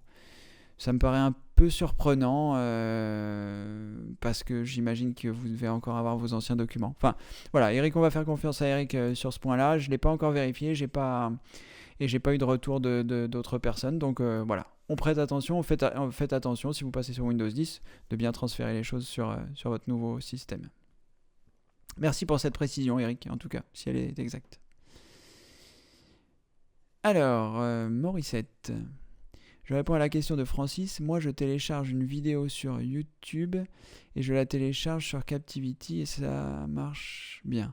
Ensuite, je visionne la vidéo avec VLC, voilà. Alors, je suppose que ce que nous dit Morissette, merci en tout cas de répondre à Francis. Même si je regarderai ce dont vous m'avez parlé, Francis, d'après ce que je comprends, Morissette utilise Captivity pour récupérer les vidéos de YouTube. Je ne savais pas que c'était possible. Peut-être les nouvelles versions de Captivity, je ne l'utilise plus, même si c'est vrai que c'est un super logiciel dont j'avais parlé dans les vidéos gratuites. N'hésitez pas à le télécharger parce que la personne qui le fait, je la connais pas, mais en tout cas, elle est vraiment sérieuse et c'est vraiment une application super. Donc voilà, pour revoir les directs. Et apparemment, peut-être ont-ils implémenté une fonctionnalité pour récupérer les vidéos de YouTube. En tout cas, merci Morissette, si c'est une fonctionnalité supplémentaire, peut-être que je l'implémenterai aussi dans ces vidéos pour récupérer les vidéos sur YouTube. Merci Morissette.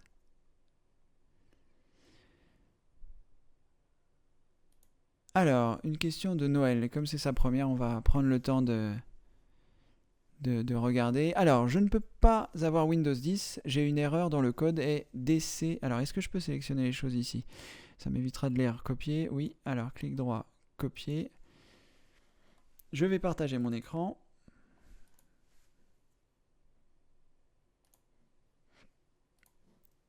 Et on va se rendre sur Google. Donc, toujours, hein, quand j'ai un problème, je note l'erreur, je me rends sur Google, je tape l'erreur et je vois ce qui en sort. Donc on va... J'espère qu'il va quand même sortir quelque chose. Il n'en sort pas grand-chose.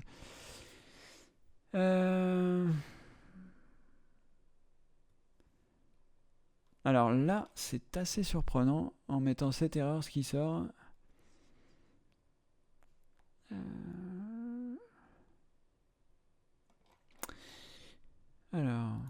Alors comme ça ne suffit pas, on va mettre problème mise à jour Windows 10. Alors, résoudre les problèmes d'installation de Windows 10. On va regarder ce que ça donne. Donc là, ce que je fais, lorsque j'ai un certain nombre ici de recherches qui apparaissent, ce que je fais, c'est que j'effectue un clic droit sur le lien et je choisis ouvrir le lien dans un nouvel onglet, ce qui me permet de ne pas perdre ma recherche et d'avoir le résultat du lien dans un nouvel onglet qui se trouve ici. Et comme ça, eh bien, ça me permet de consulter, savoir si c'est pertinent. Si ce n'est pas pertinent, je reviens sur ma recherche qui n'a pas été affectée, parce que si vous cliquez ici, vous allez être déplacé vers le site en perdant votre recherche. Alors ici, on arrive ici sur le crabinfo.net. Je suis déjà arrivé sur ce site-là en cherchant des choses. Ça a l'air assez intéressant, notamment sur la mise à jour, sur cacher le logo de la mise à jour. C'est ici que j'ai trouvé le complément d'information. Donc ça a l'air d'être un site assez sympa. Alors Windows 10 est enfin disponible. Mais lisez attentivement ce tutoriel, résoudre les principaux problèmes d'installation. Alors, ce que je vous invite à faire, Joël, est-ce que c'est Joël? Pardonnez-moi,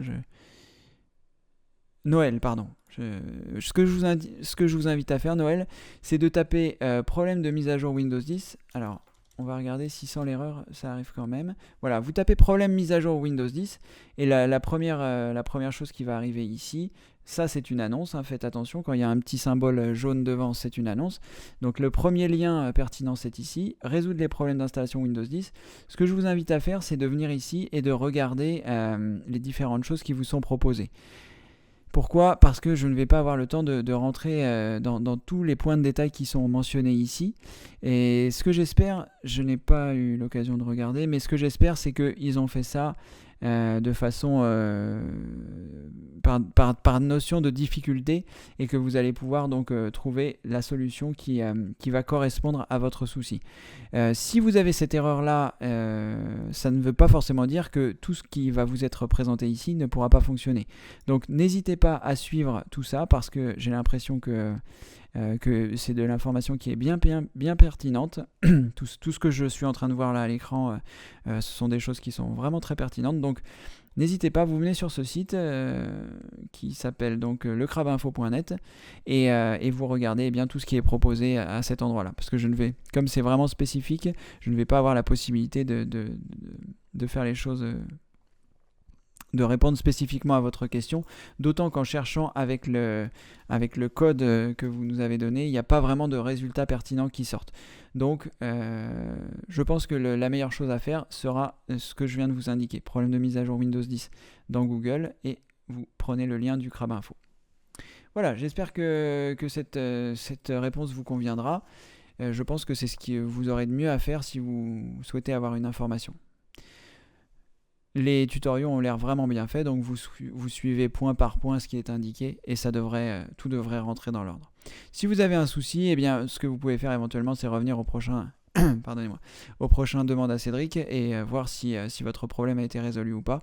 Et on pourra éventuellement trouver des informations complémentaires et voir ce que vous avez essayé. Alors, Daniel nous dit que Eric a raison, donc voilà. Merci Eric, merci Daniel pour ces confirmations. Donc apparemment, le dossier Windows 7 disparaît au bout d'un mois.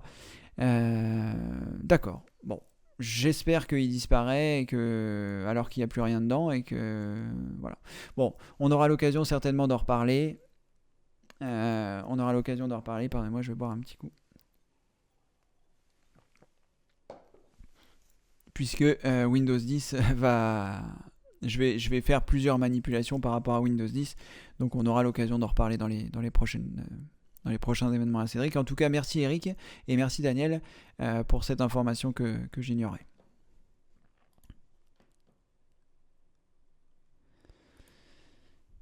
Alors, Françoise, est-il possible d'avoir plus d'explications sur les disques SSD? Tout à fait. Alors, un disque SSD, c'est quoi? C'est un objet de stockage. En fait, ce n'est pas un disque dur. C'est pour ça que je ne veux pas dire que c'est un disque dur, mais c'est vraiment l'équivalent. C'est quelque chose qui vous permet d'installer votre système d'exploitation, de stocker vos photos. Voilà. Ça se passe comme un disque dur, sauf qu'au lieu que ce soit mécanique, c'est complètement électronique. Dans un disque dur, je vais vous montrer à quoi ça ressemble. Je vais partager mon écran et on va trouver une photo de disque dur. Si vous n'avez jamais ouvert cette boîte et si vous ne savez même pas à quoi ça ressemble, comme ça, ça va vous permettre de voir. Donc comment je vais faire? Je vais sur Google, je tape disque dur, j'appuie sur entrée et je choisis ici images. Et je vais avoir un certain nombre d'images. Donc un disque dur, c'est quoi? Ça se présente sous cette forme-là, quand c'est fermé. Vous voyez, c'est une boîte dans laquelle sont rangés des plateaux. Je vais essayer de vous trouver ça ici. Voilà. Donc, lorsque vous ouvrez la boîte d'un disque dur classique, vous avez des plateaux sur lesquels sont stockées vos données. Et ici, vous avez la tête de lecture qui va en fait balayer cette surface magnétique pour récupérer les informations dont vous pouvez qui sont stockées sur votre ordinateur. Quand Windows se lance, cette tête va se balader sur le disque qui est là, et par l'intermédiaire des connectiques qui sont là, ça va permettre à l'ordinateur de démarrer et d'afficher les informations sur votre écran. Donc ce disque dur là, cette façon de fonctionner a fonctionné depuis la nuit des temps, mais depuis peu, ça commence à faire un petit moment que les SSD sont apparus et qu'ils deviennent de plus en plus raisonnables. Les SSD, ce sont en fait des systèmes de stockage, donc comme les disques durs, et qui vont au lieu de contenir des plateaux mécaniques, donc tout ce que je vous ai montré, c'est ce plateau où sont stockées les données, la tête de lecture qui se balade dessus, c'est une boîte comme le disque dur que vous avez vu, et à l'intérieur, on trouve des éléments qui sont complètement électroniques, c'est-à-dire que les données sont stockées dans des puces et non plus sur un plateau magnétique. Donc ça a plusieurs avantages, c'est que les SSD pour la plupart sont beaucoup plus rapides que les disques durs, donc vous avez quelque chose de très agréable sur l'utilisation. Je préfère avoir un PC moins puissant qui embarque un SSD qu'un PC plus puissant qui embarque un disque dur. Parce que, au quotidien, cette technologie permet des résultats très rapides, que ce soit sur l'accès de vos données, sur le lancement des logiciels, sur le lancement de Windows, au quotidien, c'est fantastique, le SSD. L'avantage aussi, c'est que c'est beaucoup moins fragile parce que le disque dur, avec la tête de lecture qui se balade sur les plateaux magnétiques, est-ce que j'ai partagé? Oui, j'ai partagé. Si vous choquez votre ordinateur au moment où il travaille, vous risquez d'endommager votre disque dur. Donc, il faut faire attention. Quand vous avez une tour, en général, elle est loin de votre ordinateur et vous risquez pas de mettre des coups. Mais quand vous avez un portable et que vous le déplacez, que vous le posez un petit peu violemment sur une table, ou si votre tour est en dessous de votre bureau et que vous risquez de lui mettre des coups de pied, quand elle travaille avec les disques durs classiques, c'est très ennuyeux parce que vous pouvez endommager votre disque dur. Alors que les SSD, vous ne pouvez pas. L'inconvénient des SSD, c'est que à prix égal, vous aurez moins de capacité parce que les composants sont plus chers et que les choses à capacité égale, c'est plus cher. Donc les SSD aujourd'hui sont appelés à se démocratiser, les prix ont beaucoup chuté par rapport à ce que c'était avant. et c'est devenu abordable. Mais en termes de confort, il n'y a rien de mieux qu'un SSD. J'en utilise depuis maintenant quelques années. Tous les gens qui sont un petit peu dans l'informatique en utilisent parce que c'est vraiment le jour et la nuit pour si vous faites de la vidéo, pour utiliser pour utiliser votre ordinateur au quotidien. C'est vraiment quelque chose de vraiment super. Donc les SSD, c'est quelque chose que je vous recommande. Ça n'est pas sans douleur à la fois pour le prix de l'achat et à la fois pour ce que ça représente, parce que passer sur un SSD, ça veut dire transférer les données de votre ancien ordinateur sur le SSD. Ça peut aussi vouloir dire, si vous ne voulez pas faire ce type de transfert, réinstaller complètement votre système d'exploitation sur un SSD. Mais par contre, ce que je vous conseille, c'est que si vous devez changer d'ordinateur, prenez un modèle avec un SSD ou faites installer un SSD. Il vaut mieux payer un petit peu plus cher pour avoir un SSD ou prendre un modèle un petit peu moins puissant mais avoir un SSD pour un confort au quotidien. Après, la puissance sur un ordinateur, c'est surtout si vous avez des applications gourmandes, si vous faites du montage vidéo, si vous faites... c'est à ça que ça sert un PC puissant. Mais aujourd'hui, tous les PC qui sortent de chez Intel, c'est vraiment, ça suffit pour faire de la bureautique, pour faire de l'internet, pour regarder les vidéos sur YouTube, pour décoder, voilà.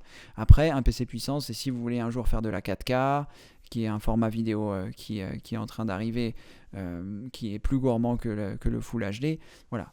Je dérive un peu, mais tout ça pour vous dire que le SSD, en tout cas, c'est vraiment ce qui se fait de mieux en termes de disque dur, et voilà. J'espère que je vous ai donné suffisamment d'informations. Sinon, si vous avez besoin de plus d'informations, n'hésitez pas. Quant au choix du SSD, ne prenez pas n'importe quel SSD, même si tous les SSD sont rapides. Il y a des modèles qui sont plus efficaces que d'autres. Donc voilà, quitte à prendre un bon modèle, quitte à prendre un SSD, autant prendre un bon modèle. Voilà Françoise. Alors, Christine. Pour télécharger les vidéos ou MP3 de YouTube, j'utilise YouTube Convert Download. Depuis quelques semaines, ça fonctionne très bien, si cela peut vous être utile. Merci Christine. Donc dans les vidéos exclusives, vous avez différentes techniques pour récupérer les vidéos sur YouTube et les vidéos, et les convertir en MP3. Donc moi, ce que je dois vous dire, c'est, et je l'ai dit dans cette vidéo, c'est que c'est pas parce que les logiciels permettent de le faire que vous avez légalement le droit de le faire. Pourquoi je dis ça ? Eh bien parce que les vidéos qui sont placées sur YouTube sont soumises à des droits d'auteur, que ce soit la musique, que ce soit les vidéos, que ce soit ce genre de choses. Et même si des logiciels permettent de le faire, des logiciels ou des sites internet, sachez que légalement, c'est pas autorisé. Voilà, il fallait que je le dise. Maintenant, le contenu, l'aspect légal étant passé, si votre logiciel YouTube Convert Download fonctionne bien, moi, les pistes que j'ai données dans cette vidéo-là, c'est des pistes où je vous ai indiqué les manipulations en faisant attention de ne pas installer des logiciels malveillants, etc. Parce que quand on installe des logiciels gratuits pour récupérer des vidéos sur YouTube ou pour convertir en MP3 ou pour ce genre de choses, il faut toujours être vraiment très très vigilant de ne pas installer d'autres logiciels malveillants sur votre ordinateur, parce que c'est souvent en installant des logiciels gratuits qu'on récupère ce genre de choses. Donc soyez très vigilants si vous devez installer le logiciel que nous conseille Christine, ou même d'autres logiciels gratuits. Soyez très très vigilants lorsque vous faites l'installation. Regardez bien, ne cliquez pas sur suivant sans avoir lu ce qui est indiqué. Décochez les cases pour ne pas installer des logiciels malveillants. Sinon, vous serez obligé d'utiliser le guide Un PC rapide et sain si vous avez fait des mauvaises manipulations. Voilà. Merci Christine en tout cas pour l'information. C'est un logiciel que je ne connais pas, donc je ne peux pas vraiment vous le recommander. Si ça fonctionne bien pour Christine, pourquoi pas. Sinon, prenez soin de vous. Ça marche plus. Ah, Annick, bonsoir. Il semblerait qu'il y a un problème. Vous êtes figé à l'écran. Je ne sais pas si vous m'entendez, Annick. Je vais quand même vous dire bonsoir. Merci pour m'avoir donné cette information. Alors, j'ai l'impression qu'on ne va pas pouvoir continuer, donc ça va s'arrêter là. Eh bien, c'est bien regrettable, mais bon, voilà, on va s'arrêter là. Je vous remercie, merci beaucoup d'avoir suivi d'avoir été présent pour ce... vous n'avez pu m'entendre si je m'allonge.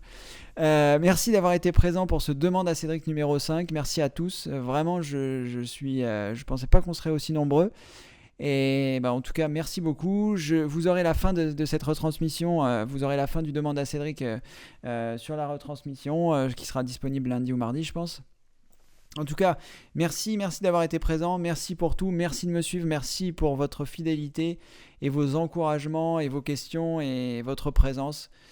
J'espère que ce Demande à Cédric numéro 5 vous aura plu. Et puis, je vous dis, comme le veut la tradition, à très bientôt pour une prochaine vidéo. En tout cas, à très bientôt pour des prochaines vidéos. Et je vais essayer de penser à Françoise pour le calendrier. Je pense aussi à touslesdrivers.com. La vidéo complémentaire pour vraiment supprimer le logo et pour supprimer les fichiers, les dossiers et ce que m'a indiqué Francis pour la vidéo exclusive sur YouTube. Merci encore, merci pour tout. Bonne soirée, bonne semaine, bon week-end et à bientôt. Merci, au revoir.